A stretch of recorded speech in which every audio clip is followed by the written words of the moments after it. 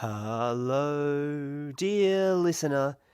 You are listening to the NeverFap Deluxe Daily, and I am your host, Julius Reed, and my singing is terrible. Here is the theme tune, though. Oh, no, it's not playing. God damn it. Here we go.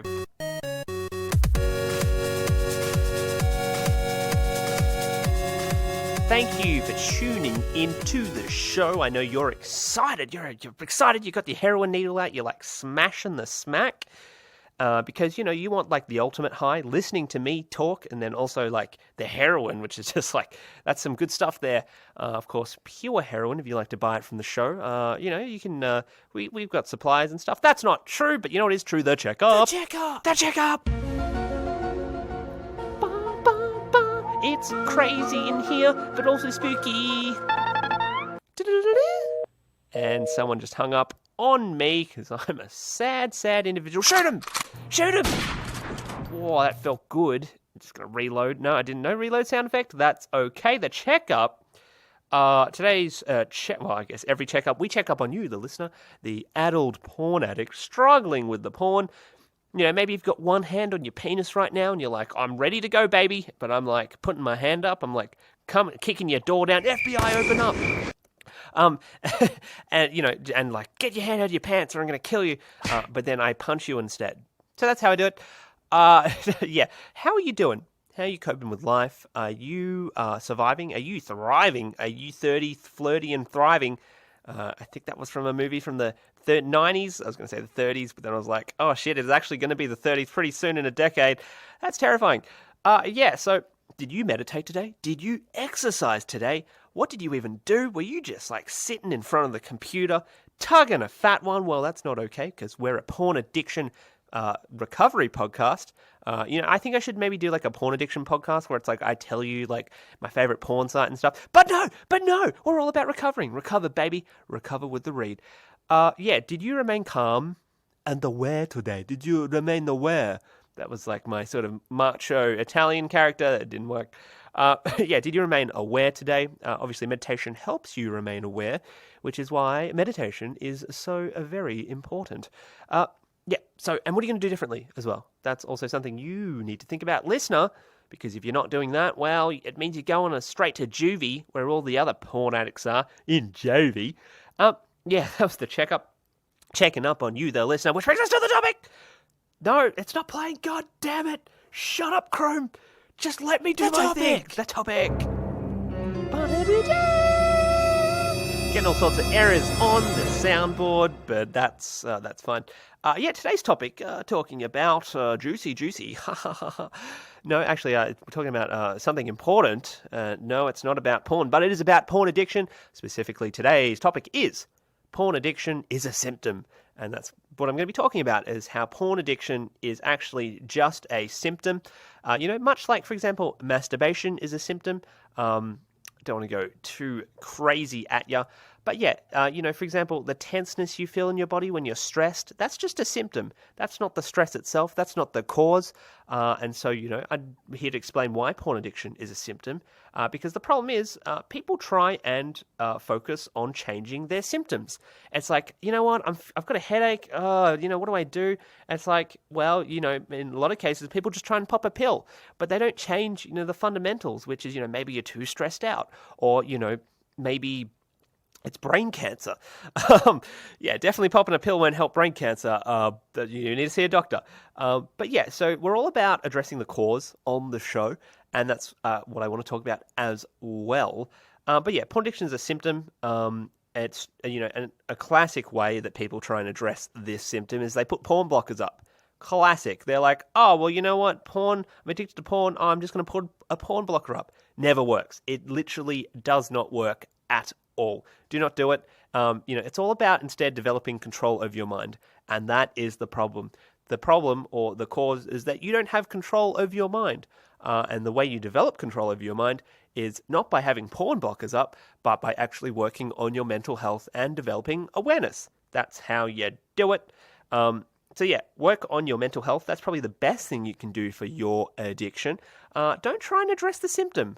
I don't know why people, I mean, I get it, people get desperate, but I think probably the main reason is people just don't understand or they don't know about mental health. You'll be surprised. I reckon 80% of the people that I talk to literally have no idea. It's like, so what do you do for your mental health? And like, they're like, oh, well, I exercise, I try and distract myself with video games. And it's like, that's all and well, but that's not really addressing the heart of the problem. Tiring yourself out. I mean, don't get me wrong, exercise is fantastic, and is a healthy coping mechanism. But if you're using that solely, as a lot of people do, to exhaust yourself so that you're not thinking about porn, then it's an unhealthy coping mechanism. That's not actually going to help you develop control of your mind, distracting it. It's all about learning to develop the control through awareness, because when you're aware, you're effective. You're effective, baby, and you fall from the sky. Oh yeah! All right, that just won't stop. We need the classics. We only do the classics on the show. So yeah, porn blockers don't work. How do you develop control of your mind? Well, it's about having a daily routine of mental health routine, as I like to call it, because your mental health is king. At the end of the day, of course, God, an extraneous concept above king, but we don't talk about religion on the show.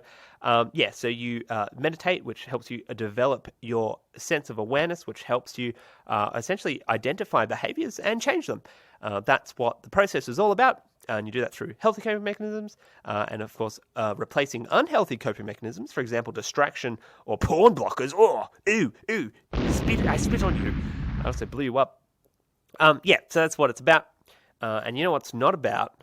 Killing children. I would never joke about that. That's beyond me.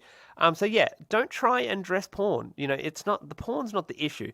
The issue is that you don't know how to control yourself to not use porn. It's just as easily to get addicted to heroin and all sorts of other things. But we just don't do it because we understand. We have the awareness not to do that. And that's sort of interesting as well. Porn sort of starts out as like this innocent thing. Often in childhood, it's like, it's on the internet, it must be safe. Next minute, you're like covered in cum, and it's like, what do I do? Well, I'll tell you what you do. You move on to the next segment, which is the viewer mail. The viewer mail. Thank you, viewer mail. Today's viewer mail comes from Isaiah Morris from Veracruz, Mexico. Beautiful place. Never been there, but I'm sure it's great with the drug wars or whatever's going on in Mexico. Isaiah says, "Hey, Julius, thank you for last night's dick pic." Oh, okay, all right. I noticed that your penis was black in the picture, but you're an Asian man. How is that possible? Well, Isaiah, firstly, how dare you accuse me of faking my dick pics? All right, I'll have you know, my penis is pristine, all right? I only send 100% authentic penis pictures of my penis, obviously. And, 100% authentic. They're not, I use makeup down there to make it look nice. I like a nice blush on my nutsack. I do all sorts of things. And I'm just offended. I'm absolutely offended. Clearly, what this means is that there are other people in the dick pic sending community who are pretending to be me and circulating grossly exaggerated pictures of my perfect penis to ruin my name. They're out there to ruin my name. That's what they're trying to do.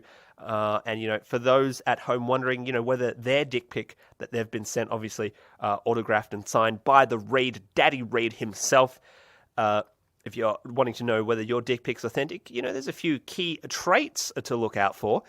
It needs to be at least 1 meter long. Anything less than it's fake. It's fake. Fake. Oh, fake news. Fake penis. That's right. Obviously, silky yellow skin is something to look out for on an authentic Julius Reed dick pic. And definitely not cheesy. Yeah, if there's cheese on that dick, well, I'm telling you, it's my dick is as clean as a whistle. Toot, toot. That's the wrong sound effect. That's not. I give up. So my penis is clean. Aside from the herpes, we don't talk about the herpes. Herpes is anyway. It's sexy. It's not sexy. Don't get herpes. Perfect girth is obviously what my penis is all about. That perfect diameter to girth to length ratio to tip ratio. Anyway, I don't know what I'm talking about, but what I am talking about? It's the end of the show. That's right. I played that too soon. If you'd like to check out another podcast that I do, The Writers Daily on, well, it's on everything because I'm prolific. Like cancer. Cancer, obviously, delicious. I had cancer beef last night. That's not true. Yeah, send in just send in stuff. Dick pics are welcome, I guess, if you're over 18.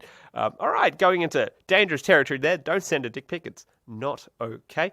And yeah, send us an email. Rise Daily, Facebook, Twitter, Discord, Reddit. Send us a message on the Castbox channel if you want your viewer mail read. And yeah, check out the website, all sorts of things, and look after your mental health.